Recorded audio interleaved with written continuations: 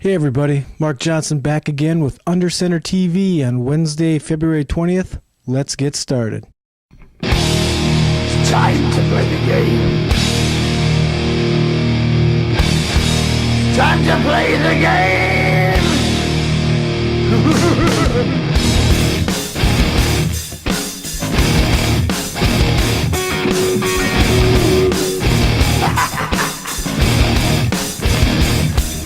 It's all about the game and how you play it. All about control, and if you can take it. All about your debt, and if you can pay it. It's all about pain, and who's gonna make it? I am the game, you don't wanna play me. I am Please hang up and try again. The NFL Combine starts this week, and my favorite player involved? None other than Jeff George, former NFL quarterback. I'm going to start calling this guy Uncle Rico, because if you recall the movie Napoleon Dynamite, he's out there tossing the old pigskin around, videotaping himself opining about his past. And that's exactly what Jeff George is doing. He sent off a videotape to various NFL franchises last fall, showcasing his so-called talent. And now he's trying even harder by going to the Combine, working out with potential wide receivers to play in the NFL. It's too bad. This guy needs to stop what he's doing and go spend time with his family and realize his dream that he wrecked himself is now over. Are you guys sick of the Patriots, Bill Belichick, and Spygate?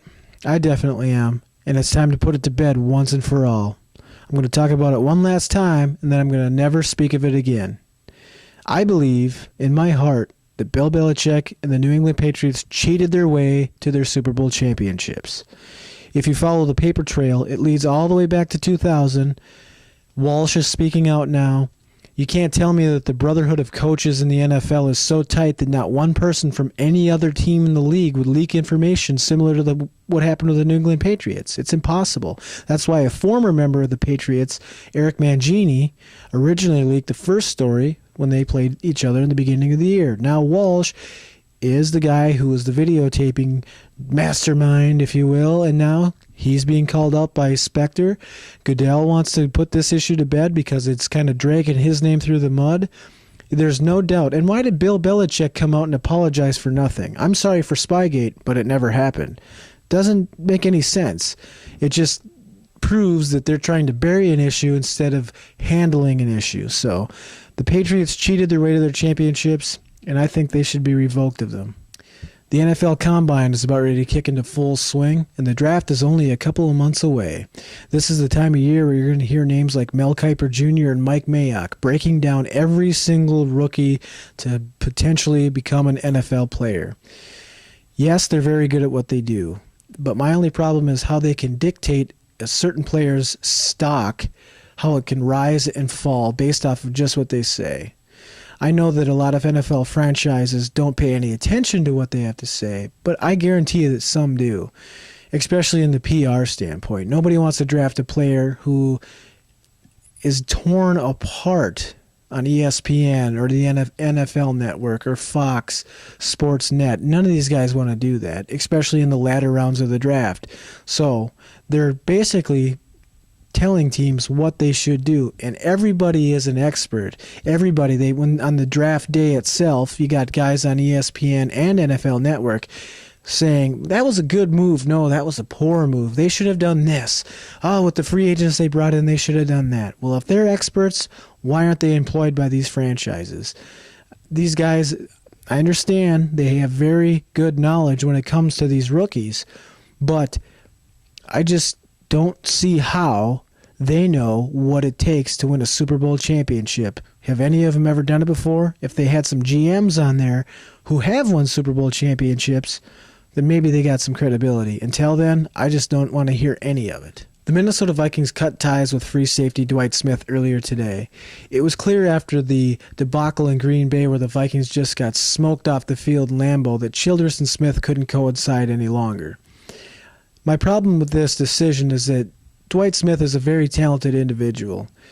Sometimes, yes, he made some very poor decisions with his off-the-field antics, but the Vikings now have another hole to fill.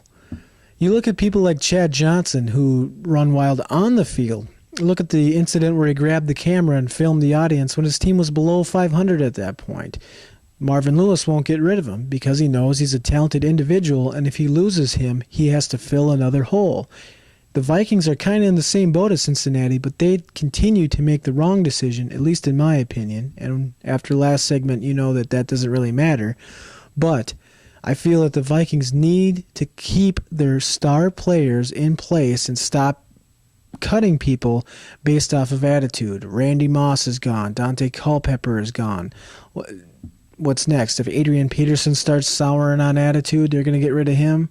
These guys need to concentrate on winning football games, not trying to build character and an army-like atmosphere. The bonanza known as NFL free agency is about ready to kick off next month.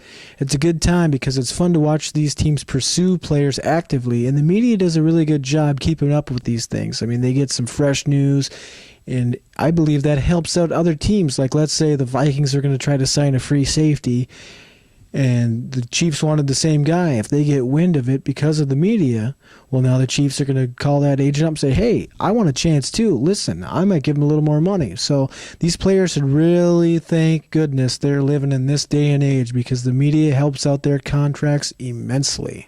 Thank you for watching this week's episode of Under Center TV on NFLUnderground.com. I'm your host, Mark Johnson, and don't forget to check out our column section where Nick Sortadell has broke down the draft, and he also posts his Sticks Sunday Fix every Sunday night.